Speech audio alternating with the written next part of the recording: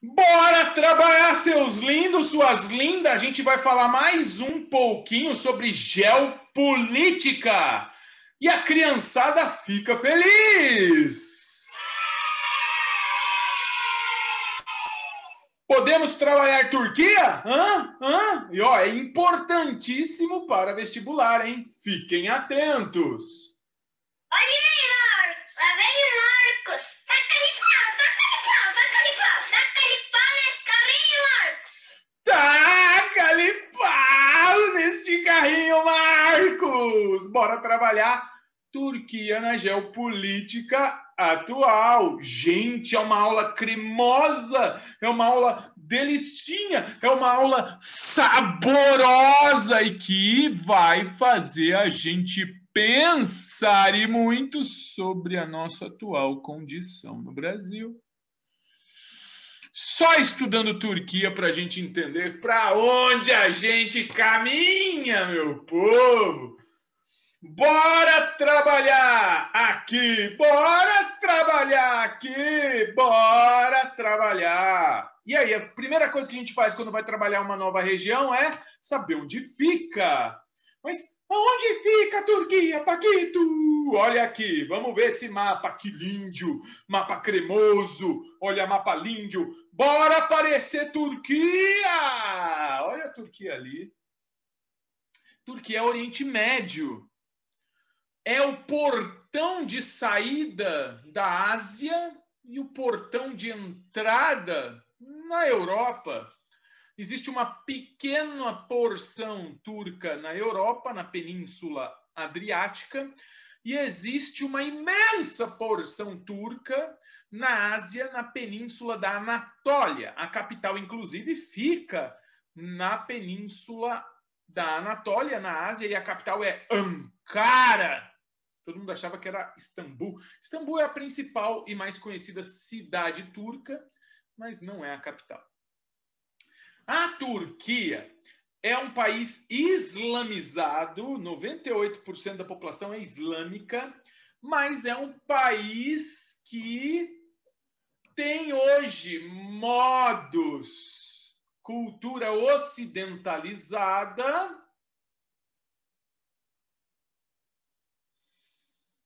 e tinha até pouco tempo Estado laico, o que é muito incomum entre as nações islâmicas, né? Mas é islâmico. E tem uma questão também étnica ali que é muito importante. Nós, por ignorância, associamos turcos e árabes como sendo parte de uma mesma etnia. Isso é praticamente um crime inafiançável para ambos os lados. Quando a gente comete esse crime, né, este erro, ambos os lados passam a nos odiar por nossa ignorância. Digamos que turcos e árabes só tenham o Islã como elemento de ligação. Tá aí, ó. Os turcos são parte desta etnia, os turcomanos, que vem da Sibéria, passa pela Ásia Central, onde tem um país ali que chama até Turcomenistão. Você achou que esse nome veio de onde? Você achou que esse nome apareceu do nada? Eles são turcos também no Turcomenistão e chega até a Turquia, que é o país mais conhecido por nós dessa etnia. Essa etnia está também na Caxemira indiana, no norte da Índia, onde tem conflitos entre os Punjabs do Paquistão, os Hindi e Sikhs da Índia, e os turcos, que estão meio na China, meio na Caxemira. Esses povos estão ali, numa região que é um barril de pólvora, com armas nucleares em todos os países envolvidos, né? Índia, China e Paquistão. Os árabes têm outra etnia que se avança pela Península Arábica. Mas por que da confusão? Na verdade, houve a islamização desse território com a expansão, né, pós-morte de Maomé, e houve influência árabe na cultura turca neste momento histórico. Depois houve o estabelecimento de um império muito forte,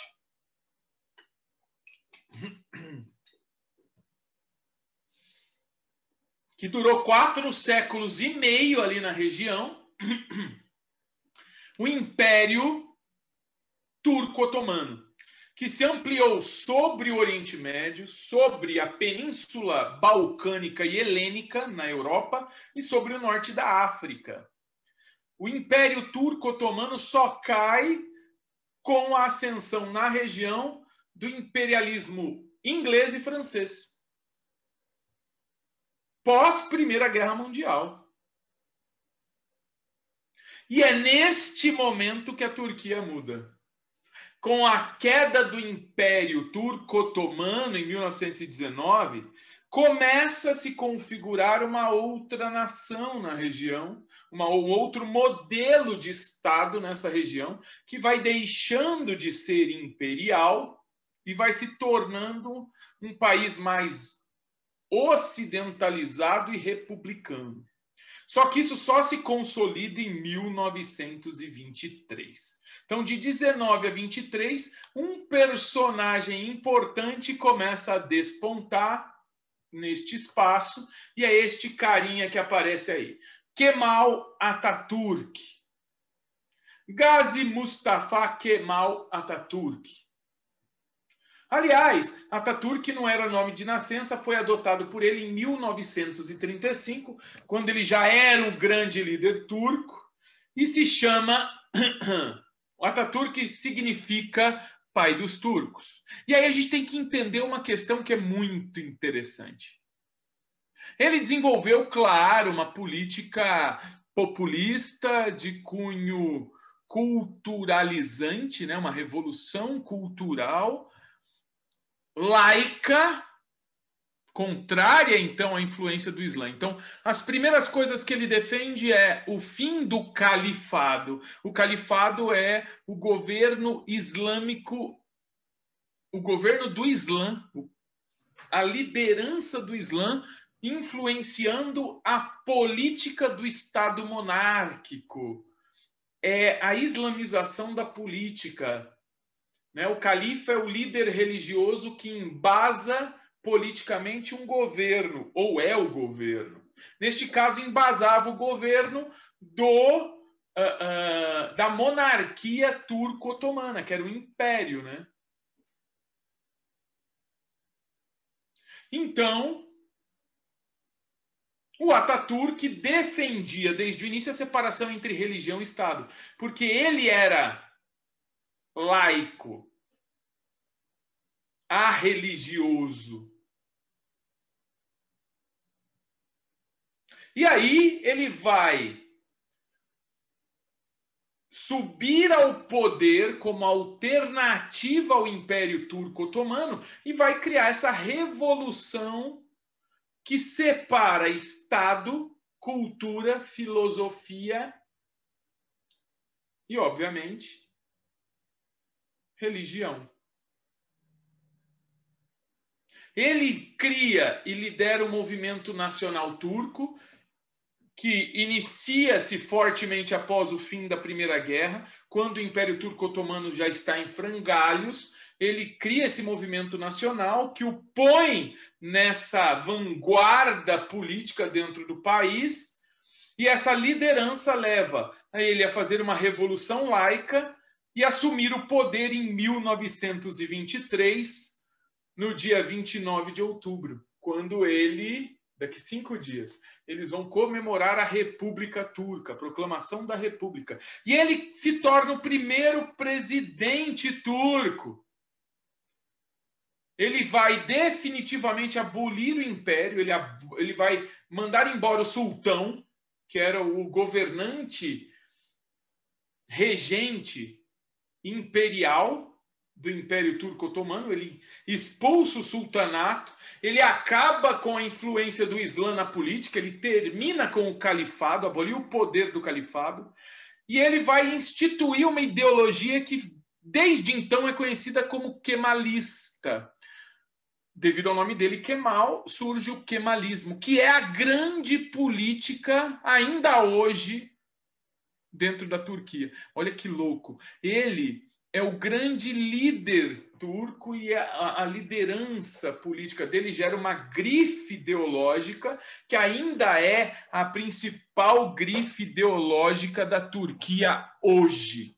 O Kemal ainda é o pai da nação, um herói de tamanho tão grande, que até hoje estátuas e imagens dele estão espalhadas por toda a Turquia. Ah, mas Paquito, isso é parte da tal revolução cultural, da dogmatização imposta pelo governo. Mais ou menos. É sim, né? Porque a política do Kemal era uma política de revolução cultural, mas ele instituiu uma política que era autoritária. E aí que está a grande controvérsia, autoritária ao mesmo tempo que democrática. Ele não queria recriar e refundamentar um império através de uma ditadura na República. Ele tinha isso como claro na cabeça dele. Então, o que ele queria era simplesmente restituir, rebatizar, ressolidificar a política do país através de um governo que é pseudo-democrático, mas autoritário. Ele conseguiu criar uma política neste fio extremamente estreito entre democracia e autoritarismo. Ele criou um Estado moderno, democrático, secular, baseado na ciência, na filosofia, no racionalismo, em princípios iluministas, positivistas. Ele cria o nacionalismo, fundamenta o nacionalismo republicano turco. Ele ocidentaliza o país através dessa revolução cultural e ele se torna uma autoridade suprema e exerce esse autoritarismo sem ser ditatorial. Ele é genial na política. Ele governa de 1919 até ele morrer em 1938. Na verdade, o governo é oficial desde 1923 com a República, né? Mas ele está na liderança política de 19 até 38. Dá para chamá-lo de ditador? Não. Mas ele cria uma ideologia secular, racional, nacionalista, autoritária, que, de certa maneira, dá o combustível necessário para o militarismo nacionalista se estabelecer como principal força dentro da Turquia até hoje. Ele cria essa tal democracia mais autoritária. E até hoje, no dia da morte dele, que é o dia 10 de novembro de 1938, às 9h55 da manhã, não é impossível, se você for turista e estiver na Turquia, você ver o trânsito naquele exato minuto parar, as pessoas param e fazem 1 minuto de silêncio por Kemal Atatürk.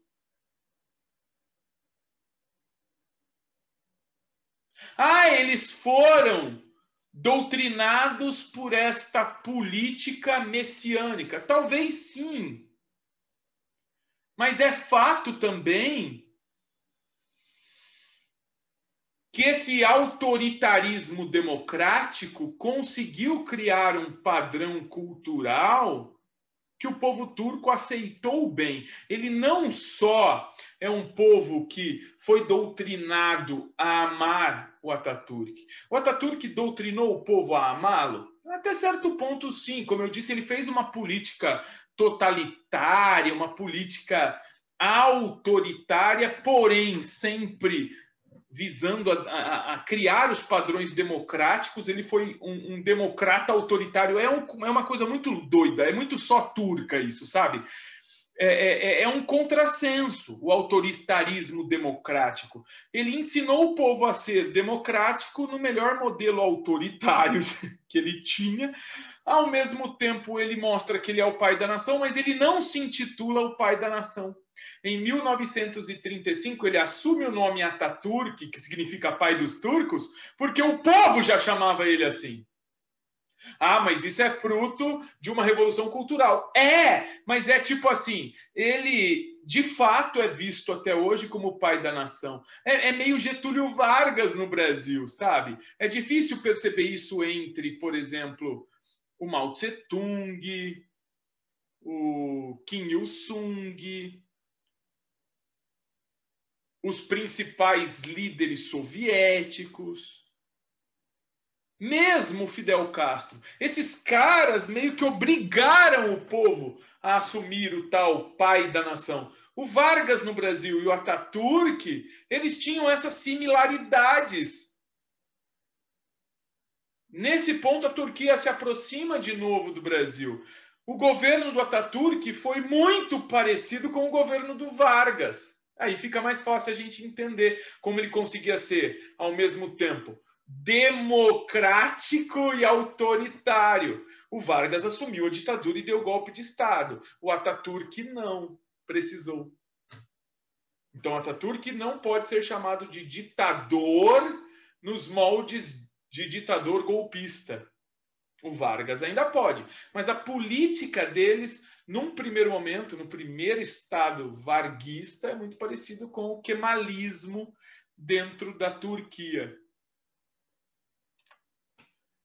E o legado dele, como eu disse, permanece até hoje. Existe uma grande parte do exército que é kemalista. Tanto que quando o Atatürk morreu de cirrose em 1938, a política dele continuou,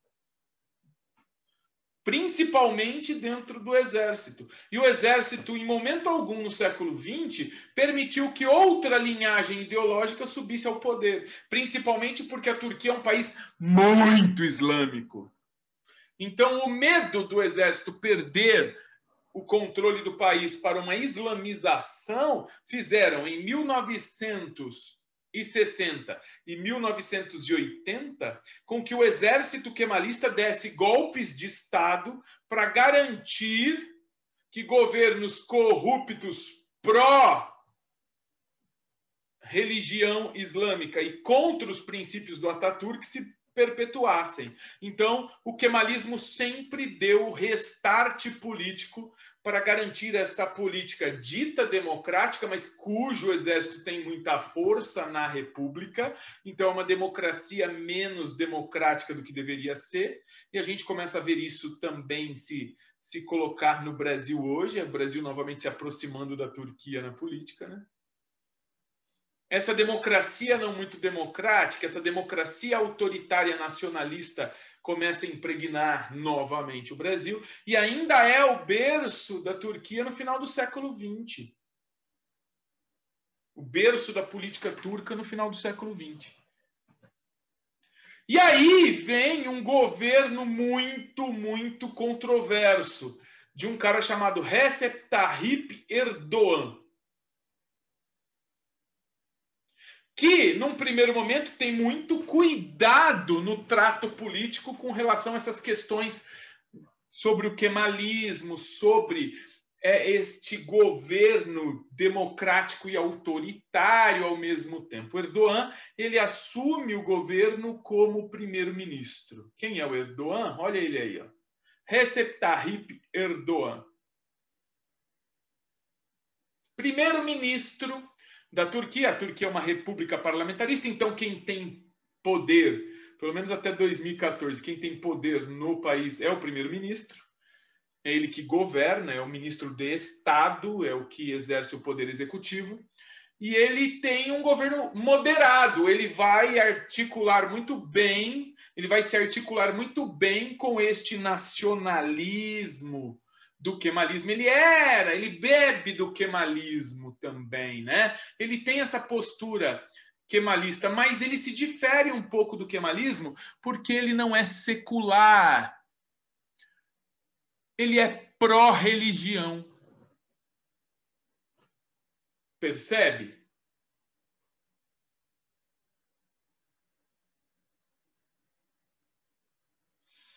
Mas ele governa num Estado laico, kemalista, e lembre-se, tem algumas coisas no kemalismo que são muito chave. Democracia, cientificismo, educação científica, laicidade, nacionalismo. São palavras que são muito fortes dentro do kemalismo. E ele, num primeiro momento, respeita todas. Porém, ele gostou do poder e em 2014, 28 de agosto, ele ganha as eleições com muito apoio popular. Ele ganha as eleições e ele, com esse apoio popular, começa a mudar as estruturas do Estado. Como assim? Ele vai, então, simplesmente mudar a Constituição. Ele vai assumir mais poder. O presidente era uma figura de chefe de Estado, era o cara cerimonial, representativo, não governava. Ele consegue mudar a Constituição para o presidente começar a exercer o poder executivo. Quer dizer, ele meio que acaba sem acabar com o legislativo, com a influência do legislativo no executivo, que é o que a gente chama de república parlamentarista. Ele assume uma república presidencialista sem mudar o nome do regime para presidencialista. Ele hoje exerce um poder presidencial aos moldes do presidencialismo brasileiro, cujo poder do executivo está na mão do presidente. Até aí tudo bem, isso daí é um regime específico que pode vir a ser democrático. Mas que no caso do Erdogan, ele bebeu muito daquele autoritarismo kemalista. Porém, ele se afasta no segundo mandato do kemalismo porque ele vai começar a inserir no poder político o Islã. Então, este grupo kemalista do exército começa a olhar para ele com certa desconfiança. Mas não dá para ignorar que o Islã é uma religião e que, quanto religião, tem um monte de pessoas dentro do próprio exército de militares que são islâmicos. E esses caras falam: é isso que a gente queria. Um governante que, ao mesmo tempo, é autoritário, porém democrático até certo ponto. Então ele tem as partes que nos interessam do kemalismo, mas que não é ateu, secularista, laicista. Ele permite a islamização do Estado. Então, dentro deste grupo enorme de kemalistas no exército, uma grande parcela migra para dar apoio político ao Erdogan. Então, o Estado passa a ter dois grandes grupos militares muito parecidos, mas em um ponto de discordância. Os kemalistas não aceitam a influência do Islã e estes ex-kemalistas, hoje apoiadores do Erdogan, aceitam aquela estrutura política com o Islã dentro do Estado. Então, o Erdogan passa a ter um forte apoio também dentro do exército. Ele aí, a partir daí, começa a criar leis que vão impor censura na mídia. Ele vai proibir YouTube, mídias sociais como Twitter. Vendo o que aconteceu lá na Primavera Árabe em 2011, ele é besta? Ele não é besta. Ele vai começar a controlar o que os turcos podem ver ou ouvir ou falar. E os turcos ficam putos com isso? A parte kemalista está acostumada com certo grau de autoritarismo. E não vê isso como um assassinato à democracia. A gente começa a ver isso no Brasil, né? Um povo que quer votar, mas atua gritando: ah, a ditadura não é tão ruim assim. Isso na Turquia já é política há séculos. Há um século.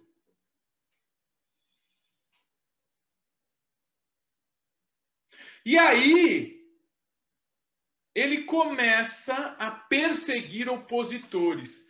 Um desses opositores é um cara chamado Gülen. Fethullah Gülen. E aí o negócio fica um pouco complicado. Por quê? Porque o Fethullah Gülen é um opositor do regime kemalista, primeiro, prioritariamente. Então ele está banido há mais de uma década. Porque ele era favorável à islamização do governo. Pô, então ele apoia o Erdogan?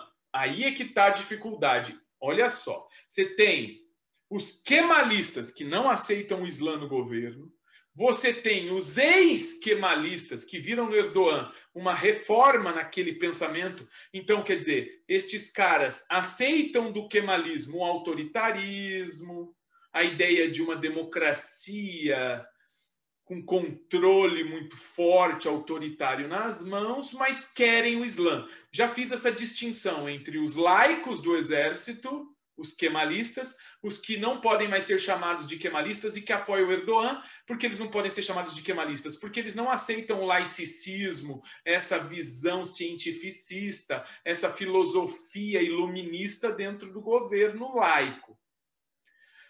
E você tem um terceiro grupo, também com apoio dentro do exército. Esse terceiro grupo é contra o autoritarismo, contra essa perseguição, essa censura do kemalismo.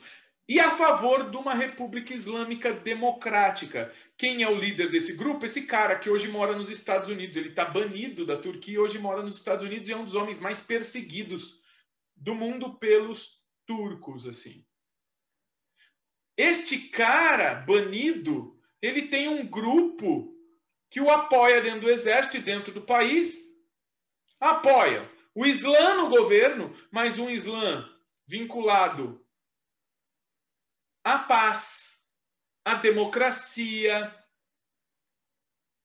à educação, a um governo livre e não autoritário. Nisso bate de frente contra o Kemal, que é autoritário, e contra essa facção autoritária pró-Islã do Erdogan. Então, apesar deles coincidirem em ser pró-Islã, o Fethullah Gülen, que é um pensador, um líder religioso, pró-democracia, pró-liberdade de imprensa, pró-paz, bate de frente ao autoritarismo e a essa posição ditatorial do governo Erdogan. Então, apesar de serem islâmicos, são opositores. E apesar de fechar muito nessa coisa de uma quase democracia que o Kemal prega, o Kemal não aceitava o Islã. Então, quer dizer, o Fethullah Gülen é contrário ao kemalismo e ao governo do Erdogan. O Erdogan é contrário ao Fethullah Gülen e ao kemalismo. Ou seja, todo mundo é contrário a todo mundo em algum ponto. Por isso tem 3 grupos dentro do exército hoje da Turquia que não se conversam. Por isso, em 2016, aconteceu um golpe militar de Estado. Quem deu esse golpe? A parte do exército apoiadora do Fethullah Gülen, que queria criar ali um governo de cunho islâmico, sim, mas um governo democrático, livre, voltado à educação, aos direitos humanos, à paz. Isso batia muito forte no autoritarismo cada vez mais crescente do Erdogan, que também queria um governo pró-islâmico. E batia muito fortemente nos kemalistas, que não queriam um governo pró-islâmico. Mas qual era a esperança? Que os kemalistas tivessem mais ódio do Erdogan por conta do Erdogan ser poder e estar fazendo uma revolução islâmica. Porque o Erdogan estava cada vez mais fazendo uma revolução islâmica.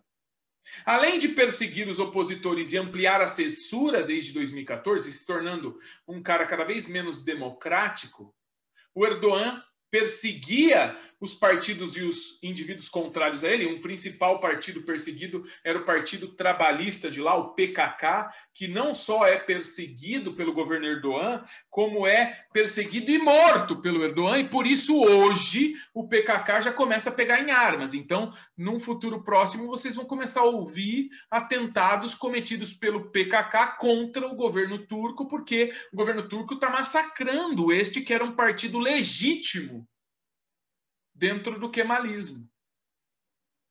Um partido laico, um partido que podia exercer democracia, mesmo o governo sendo levemente forte, autoritário. Então, o Gulen e os militares pró-Gulen, esse terceiro grupo de oficialato, estava muito vinculado também aos Estados Unidos. O Gulen mora nos Estados Unidos e esse oficialato islâmico está muito vinculado à influência norte-americana na Turquia, que é muito forte desde que a Turquia passou a participar da OTAN na segunda metade do século XX. Digamos que o kemalismo aproximou durante a Guerra Fria a Turquia aos países ocidentais. Tanto que os Estados Unidos até hoje têm bases militares e mísseis dentro da Turquia. O Fethullah Gulen e esses oficiais islâmicos conversam muito bem com os Estados Unidos, assim como os grandes oficiais kemalistas. Quem não tem conversado bem com os norte-americanos é o Fethullah Gulen, que tem cada vez mais criado um discurso anti-ocidental nesse crescimento do Islã dentro do país. E isso tem preocupado o Ocidente. Ele, inclusive, tem batido de frente a presença de militares norte-americanos nas bases turcas. E não é que isso tem aumentado o poder que ele tem dentro do povo? Essa coisa pró-islã contra ocidental tem um som bom no ouvido de muitos extremistas islâmicos. A gente sabe disso. E ele, então, passa a ter apoio popular por ser forte, por ser controlador e autoritário, porque isso massageia o coração kemalista do povo. E agora eles veem um kemalismo com o Islã. É isso. Ele continua, ele pegou tudo que o povo turco está acostumado do kemalismo, que é este autoritarismo disfarçado de democracia, e enfiou o Islã no meio. Então ele tem forte apoio popular. O Gulen tenta um golpe militar contra esse autoritarismo. Os oficiais do Gulen, que têm esse apoio norte-americano, que têm força e apoio externo, dão um golpe militar em 2016, botam avião nos céus, caças nos céus, tanques ocupando toda a capital, as principais cidades, invadem as TVs do Estado. Qual é a única coisa que eles não fazem? Chegar no hotel em que o Erdogan estava tirando férias e prender o Erdogan. Eles deixaram o Erdogan escapar. O que o Erdogan fez? Segundo erro desses golpistas pró-Gulen, né, pró-democracia com esse viés islâmico. Eles não foram às TVs particulares, privadas, e tiraram elas do ar. E aí o que aconteceu? O Erdogan foi via FaceTime e começou a falar para toda a nação, ao vivo, pedindo para o povo ir para as ruas. E aí esse forte apoio popular que ele tinha leva o povo às ruas e o povo reverte o golpe militar. Os golpistas do exército ligado ao Gulen esperavam que os kemalistas tivessem esse ranço a islamização do Erdogan e apoiassem o golpe militar, mas isso não acontece. E aí o contragolpe é forte. O povo vai às ruas, faz o trabalho para o Erdogan, os militares recuam, e aí o Erdogan volta ao poder e começa a caçar as bruxas, com o apoio do oficialato, que é favorável a ele. Lembra que ele tem uma forte força, uma forte presença nos militares. Com o apoio desses militares, o Erdogan, então, simplesmente vai caçar os generais golpistas, prender. Ele vai prender todos os opositores que fazem parte do governo. Ele vai prender todos os indivíduos da imprensa que foram favoráveis ao golpe. Ao todo, ele prende 16 mil e mata, executa uma grande parte disso. Ele faz o que ficou conhecido como expurgo, limpeza da nação, em que ele pega toda a oposição, cala, prendendo ou matando. Isso de 2016 para cá. Ele continua fazendo isso. Ele está agora implorando, exigindo, melhor dizendo, que os Estados Unidos devolva o Gulen. O Obama se fez de surdo, não devolveu, não extraditou o Gulen. E o Trump sinalizou que faria e não fez ainda a extradição do Gulen, porque o Gulen, assim que chegar lá, vai ser assassinado. Ele amplia, o Erdogan amplia o radicalismo. Islamiza ainda mais para ter mais apoio popular. Se torna ainda mais ditador dentro da Turquia. O que ele fez mês passado? Pegou um símbolo do ecumenismo no país, o Museu de Santa Sofia, que foi uma mesquita, depois virou uma igreja, uma catedral ortodoxa, e no governo do Kemal foi transformado numa biblioteca, num museu que servia para mostrar que o país podia ser laico e ecumenista. E ele simplesmente islamiza esse símbolo do ecumenismo, da liberdade de religiões. É mais um símbolo desse governo pró-islâmico ditatorial. Usando leis antiterroristas que ele mesmo cria, e vejam, o Brasil criou isso muito parecido no governo Temer, né? Vamos ficar esperto. Ele usa a lei antiterroristas para dizer que todo mundo que é contrário a ele, principalmente o PKK, é terrorista. Se todo mundo é terrorista, a lei antiterrorista permite que o exército e a polícia do país mate ou prenda. Preferível matar qualquer um que seja contrário ao regime. Ele tem perseguido minorias étnico-religiosas que não são islâmicas, ou, por exemplo, ele tem massacrado os curdos no leste do país. E ele assumiu definitivamente uma política populista, conservadora, nacionalista, religiosa e quase que ditatorial. Ele não é uma ditadura ainda porque ele se elegeu democraticamente, mas ele tem forte influência ditatorial. Digamos que ele exige de todos do país que sigam a cartilha dele. A gente vê muito disso na política atual do Brasil também, né?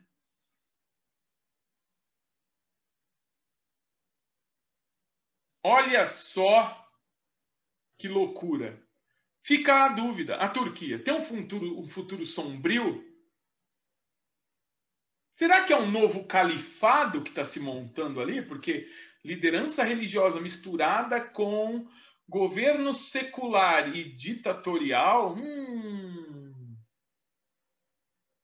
isso cheira a uma nova nação teocrática no país, na personalidade do Erdogan. Mas olha as charges que o mundo mostra. Por que o Ocidente aceita isso tudo? Bom, primeiro porque não deve haver intervenção, né? Cada Estado tem que ter autonomia e o povo turco apoia isso, tanto que reelegeu Erdogan recentemente.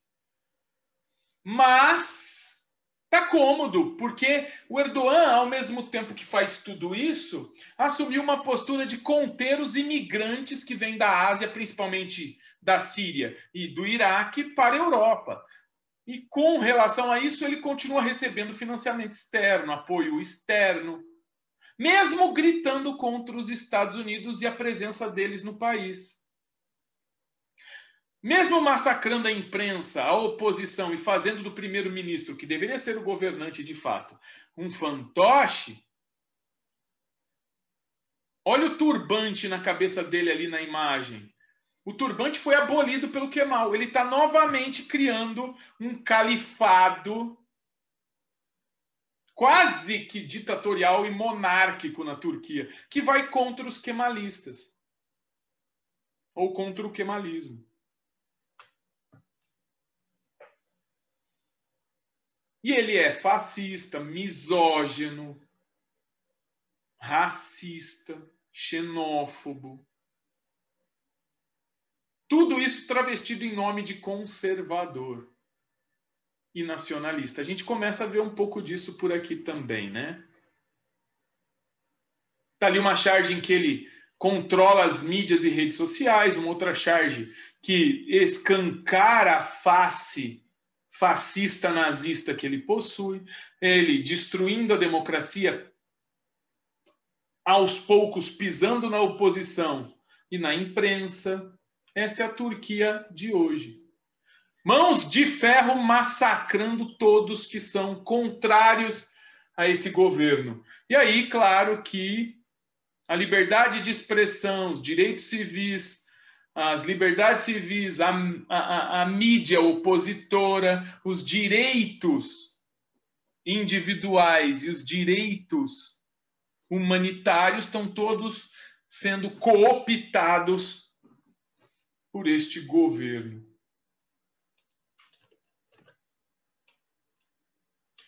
Obviamente que temos um belo, cremoso, chuchu, delicioso vídeo para finalizar este pensamento e esta análise.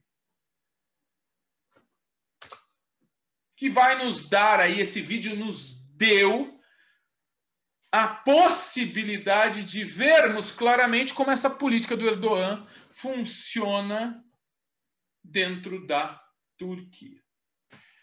E aí, temos um vídeo lindo, cremoso e fofucho que eu vou disponibilizar para vocês sob a forma de link e que, basicamente, também vocês assistirão completamente depois. Mas vou mostrar para vocês a indicação desse vídeo aqui.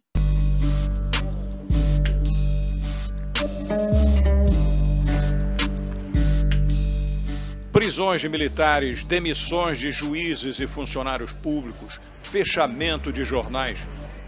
A caça às bruxas do presidente turco Recep Erdogan segue firme e forte, mesmo após semanas desde a tentativa frustrada de golpe contra ele na Turquia. Quais os efeitos do crescente autoritarismo presidencial? Qual o futuro do exército, considerado uma das forças agregadoras desta sociedade?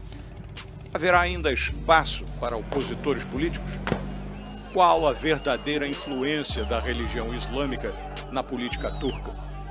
E os antigos aliados, Europa e Estados Unidos, como enxergam a truculência do contragolpe turco?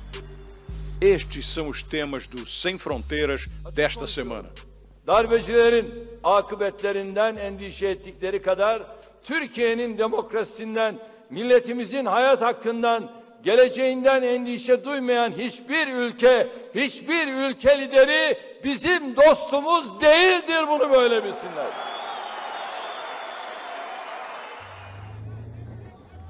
O recente golpe militar na Turquia foi de uma incompetência capaz de envergonhar chefes de quarteladas na América Latina dos tempos ditatoriais. Uma facção das Forças Armadas mobilizou soldados, ocupou pontes, pôs tanques nas ruas, acionou jatos nos ares Mas os golpistas erraram no básico do manual de derrubar governos. Oficiais rebeldes, encarregados de prender o presidente Recep Erdogan, chegaram tarde ao hotel onde ele tirava férias. Quando invadiram, o presidente já tinha escapado. Outro grupo ocupou a televisão estatal, a que ninguém assiste, e deixou no ar uma rede privada e popular, para onde o presidente, escondido, telefonou e, bem moderno, via FaceTime, convocou a nação a resistir. Devletimize, hükümetimize güveniyoruz. Onların sonuna kadar arkasındayız. Onlardan yanlış bir şey görmedik bu zamana kadar. Böyle de devam edeceğini düşünüyoruz. O povo saiu às ruas, confrontou os militares em rebelião. Fim do golpe. Nem parecia o exército de 500 mil de homens que desde 1960 já tinha derrubado 4 governos civis na Turquia.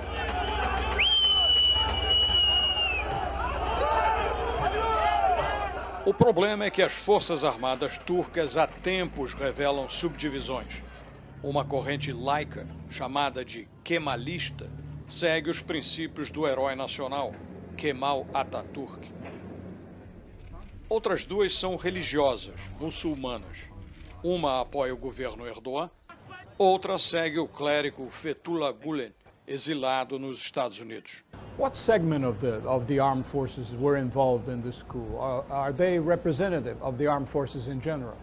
It's a very large segment of the army, but I believe the whole army was in discussion or in debate, or they were having the conversations about carrying out a military coup together. But then the Kemalist establishment within the army, I think they have failed or decided at the last minute not to take part in this military coup, and they've allowed those who were loyal or associated with the Gulen movement to go out and try for a military coup. Foi a vez do presidente reagir. E Erdogan pegou pesado. Continua pegando. Começou por um expurgo nas Forças Armadas, de onde já expulsou 3.000 oficiais e soldados, inclusive 40% dos generais e dos almirantes. Especialistas temem uma fragilização perigosa da instituição militar, em momento delicado na segurança da região. A Turquia, afinal, sobrevive em área sensível, vizinha do Iraque e da Síria, países onde atua o Estado Islâmico, além do Irã, e sem esquecer da imprevisível Rússia, bem perto, ao norte. A Turquia exerce ainda papel-chave na solução da atual crise de refugiados em fuga dos conflitos na vizinhança. Even if the region was the most peaceful region in the world, it is very dangerous for any government to have that sort of relationship or break up with its own military. So Turkey is based in an area where Islamist jihadism is on rise. Islamic State is next door in Iraq. They have a big force and presence in Syria. Turkish army, second largest army in NATO, meant to be with the coalition forces against Islamic State. If Turkish military is in such a mess at the moment, that makes it really complicated for the international community in terms of their attempts to get rid of or eradicate Islamic State's threat to humanity in the region. Como um sultão vingador, o presidente já prendeu mais de 16.000 pessoas, inclusive juízes, advogados, professores, funcionários públicos e jornalistas. Neden gözaltına aldınız? Bilmiyorum neden aldım, öğreneceğim şimdi. Fechou 3 agências de notícias, 16 canais de televisão, 23 emissoras de rádio, 29 editoras, 15 revistas e 45 jornais. Decretou estado de emergência por 3 meses. itibaren 90 gün süreyle. Zaten yani özgürlüklerin çok da olmadığı bir yerde biraz bilinç getirebilir diye düşünüyorum yani. Daha da az olacaktır muhtemelen özgürlük ve tahakküm. This failed coup, do you think it was in some way almost like a political gift to Erdogan? I mean, President Erdogan himself, in a public statement, said this is a gift given by God, because it has given him the pretext to target all his opposition. There's even a speculation that because he benefited so much from this coup, he could have initiated it. Do you believe that? I don't think that is the case. I mean, if we start believing in all conspiracy theories, then 9/11 was done by Americans. I mean, July bombings in London was done by Brits. That's all a big conspiracy theory, and it doesn't help anybody. When I think about the military coup in terms of Erdogan's knowledge, I feel that he was given prior information. He probably knew it was coming, and he was well prepared. So he had a good response to the coup on the same day, at the same time. A comunidade internacional condenou o golpe nas primeiras horas, mas logo se assustou com o nível de represália do governo e criticou os excessos.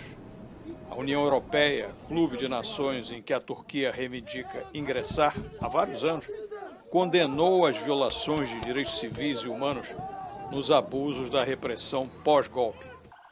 Erdogan não gostou das críticas e alertou estrangeiros para não se meterem em assuntos internos da Turquia. O presidente propôs que o parlamento considere legalizar a pena de morte e afirmou que não vetaria a proposta. Se ocorrer, fecham-se as portas do ingresso turco à União Europeia. People in Turkey were quite pro-European before 2010, I would say. And since 2010, with the changes in political stance of President Erdogan and his parties, things have progressed the other way around. People are no longer seem to be interested in EU accession. They think they could be better off by not being in the EU, by building their relations with the East, mainly, let's say, Saudi Arabia, Qatar. And these are the countries that Turkey has been getting on really well with. Turkey is in trouble with all its neighbors, including Iraq, including Syria, including Iran, including Russia. So all those main neighbors, Turkey is in trouble with. So it is a difficult moment, both for President Erdogan and the country itself. So to go from a democratic country to a non-democratic one, becoming an Islamist country, which is very likely, because if mobs or masses on the streets are demanding an Islamic state, then the government seems to be ready to deliver that. Dentro e fora da Turquia, nervosismo acompanha a ênfase crescente do muçulmano Erdogan em envolver a religião islâmica ao tratar de assuntos nacionais. The Turkish army has always been associated with the defense of the secular aspect of the state. It's been that way for 100 years. Do you think that there is any danger that they will lose that position as the defenders of secularism? I think they have begun to lose this since the last coup they had in 1980s. It was the army, it was the Turkish army who have actually initiated creation of religious schools. They're called Imam Hatips in Turkey. President Erdogan was a student, was a product of those schools. So now these schools are creating the next generation as the main grassroots for any political force in the country. So it was the Turkish army who have decided to use religion against potential threat of left socialist politics of Russia or Soviet Union at the time and so on. So the Turkish army has not always been the defender, protector of secular state. O autoritarismo crescente de Erdogan, apesar de ele ter sido eleito democraticamente, já incomoda europeus e americanos há algum tempo. Percebem seus esforços para concentrar cada vez mais poder na presidência, ao estilo Putin, enquanto esvazia outras instituições do Estado, à moda Chávez, Maduro. The Turkish people showed a lot of courage to go out in the streets and actually face tanks and jet fighters and all that. But you think now, with the repression that Erdogan is carrying out, is he destroying democracy? I mean, President Erdogan has been, he was one of the best leaders Turkey has ever seen.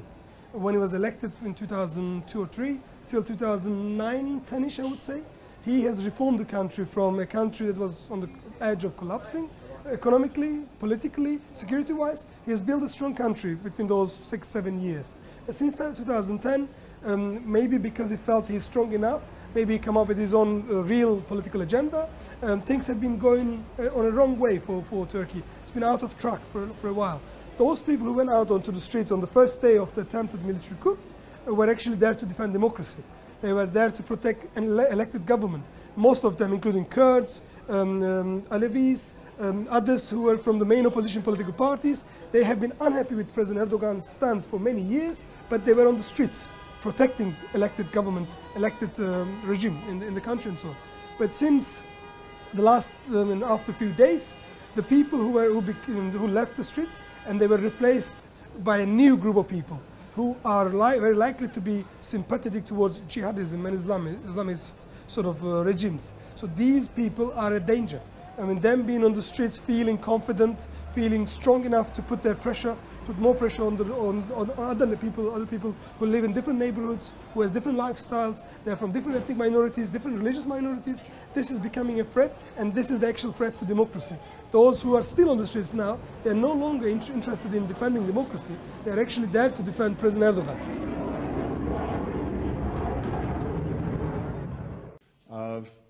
A Turquia criou um dilema para Barack Obama. O presidente americano se viu obrigado a apoiar o governo turco diante do golpe militar fracassado. Afinal, oficialmente, os Estados Unidos lideram a Aliança Militar Democrática, a OTAN, a qual a Turquia pertence. Ao mesmo tempo, Obama teve que aceitar a ampla repressão desencadeada pelo presidente Erdogan em nome da defesa da democracia. O Sem Fronteiras ouviu em Nova York o professor David Phillips, da Columbia University. The preservation of democracy is an artificial term. When President Obama said we want to restore democracy in Turkey, that presumed that there was democracy in Turkey. Yes, indeed, Erdogan was democratically elected in 4 different campaigns, but an election does not a democracy make. And if you look at the democratic record, the crackdown on freedom of speech, targeting journalists, the crackdown on freedom of assembly in places like Gezi Park, the consistent violation of human rights and democracy by the AKP-led government, there's no way that you can call Turkey a democracy. Para culminar, o governo turco exige a extradição do homem que seria o líder do golpe, Fethullah Gulen, que vive nos Estados Unidos desde 1999. Gulen fundou o movimento religioso islâmico Hizmet, que tem milhares de seguidores em 180 países e administra uma rede de escolas e universidades. O Sem Fronteiras conversou com o jornalista Kamil Ergin, coordenador de mídias do Centro Cultural Brasil-Turquia, a maior ramificação do grupo Hizmet no Brasil. O Hizmet, como definição do próprio Gülen, é um movimento das pessoas reunidas por volta dos valores universais. Isso começou na Turquia nos anos 60 e 70, com exemplos de escolas particulares, escolas tipo repúblicas ou dormitórios, onde recebem alunos que não têm condições de financiar seus estudos. Nesse cenário, o Hizmet hoje atua ativamente em mais de 170 países. E hoje no mundo são 5 países que, de uma maneira, não permitiram as atividades do movimento. São Arábia Saudita, Irã, Israel, China e hoje Turquia. Na Turquia, há 3 anos, o governo está perseguindo o Hizmet. Com próprias palavras do presidente, ele está executando uma caça às bruxas para os membros do Hizmet. Gulen e Erdogan tinham uma aliança, mas em determinado momento eles romperam. O que aconteceu? Então, as ideias do Gülen e do Erdogan, de uma maneira, não são compatíveis. Porque o Erdogan é um líder islamista com seu partido que defende a Turquia deve ser liderado pelo muçulmano e todos os muçulmanos devem votar para ele. Mas, por olhar do Gülen, o mundo é um só e nós temos que abrir as nossas portas para o mundo. A linha de interpretação do Islã do Gülen e do Erdogan são diferentes. O Erdogan começou a acusar Gülen por orquestrar vários golpes. Então, não foi uma primeira vez que o Gülen foi acusado de golpe. Quando aconteceu manifestações populares no Gezi Park, o Erdogan, de novo, acusou Hizmet de apoiar essas manifestações. Em 2013, houve uma investigação policial, incluindo ministros do Erdogan e próprio filho dele. Ele, de novo, acusou Hizmet, dizendo que seguidores do Hizmet dentro do sistema judiciário tentaram uma tentativa de golpe contra ele. Então, nesse cenário, o Hizmet está sendo usado como um bode expiatório na Turquia para barrar as ideias do Gülen. E como que o Hizmet responde às críticas, às acusações de que estaria tentando se infiltrar nas instituições turcas para derrubar o governo? Gülen negou veemente que ele não tem menor atuação para essa tentativa de golpe. Ele está se defendendo, chamando Erdogan para criar uma comissão internacional para investigar essa tentativa de golpe, porque existem muitos suspeitos de que essa tentativa de golpe talvez seja de uma maneira manipulada. E se existe alguma prova, algum indício de que Gülen participou, ele está aceitando ir para a Turquia com sua própria vontade. Obama está resistindo à pressão de Erdogan para extraditar Gülen imediatamente. O presidente turco ameaça, em represália, proibir o uso da base aérea de Incirlik pelos bombardeiros americanos que atacam o Estado Islâmico na Síria e no Iraque. A Turquia já foi, ao lado de Israel, o principal aliado americano na região. Agora, as relações entre os dois países podem ser descritas como frias. Turkey can threaten the U.S. by denying it access to Incirlik Air Force Base, which is a NATO base near Adana, just 60 kilometers from the Syrian border. But frankly, if they're not going to allow the U.S. to use Incirlik, then the U.S. has other options. There are British air bases in Cyprus that can be used. There is a modern, up-to-date airfield in Iraqi Kurdistan and Erbil. Turkey might think they could threaten the United States and get the Obama administration to change their behavior towards Turkey. But in reality, Turkey can threaten all it wants. It doesn't have any real leverage. A Turquia tem a segunda maior força militar da OTAN, depois dos Estados Unidos. Os militares dos dois países sempre mantiveram laços estreitos. Mas um general do Pentágono reclamou que os principais contatos dos americanos nas Forças Armadas turcas foram expurgados por Erdogan. O presidente turco não gostou da crítica e acusou o general de apoiar o golpe. A imprensa oficial turca foi mais longe e acusou o general americano que comanda as forças da OTAN no Afeganistão de ter planejado o golpe. Washington não pode abrir mão da Turquia, essencial para combater o Estado Islâmico e impedir a invasão da Europa pelos refugiados da Síria e do Afeganistão. What about the accusations that the U.S. would be behind the coup? It's very typical in Turkey to blame foreign powers for the country's domestic problems. There's absolutely nothing to these allegations. It's just an example of political desperation on Erdogan's part, that he would blame the U.S. and try to hold others responsible. A coup is never the way to change a government. But the reasons for the coup were valid.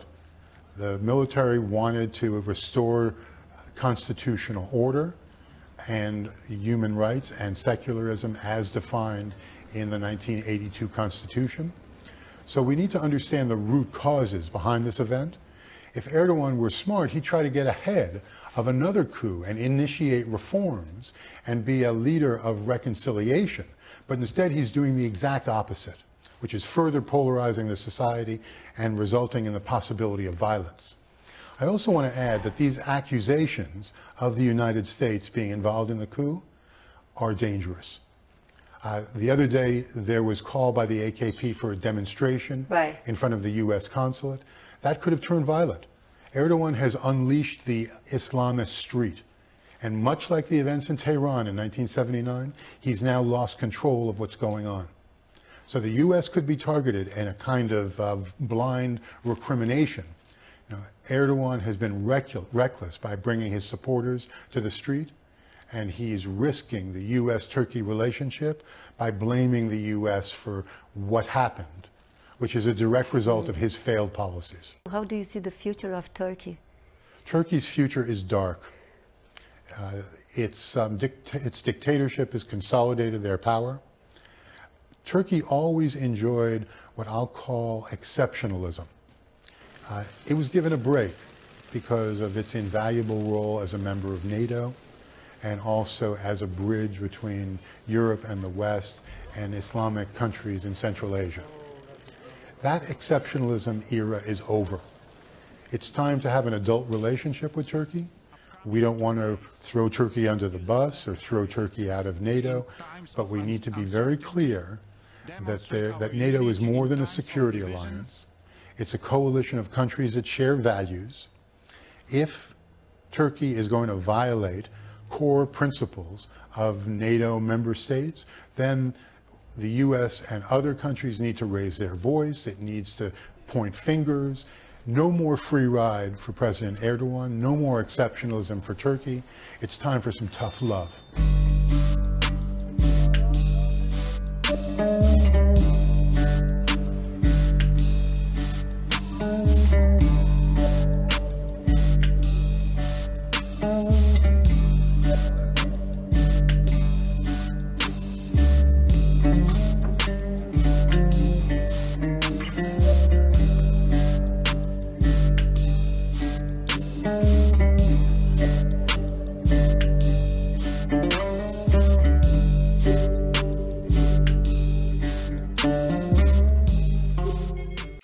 Bom, vocês viram aí que a narrativa é bem completa do vídeo, né?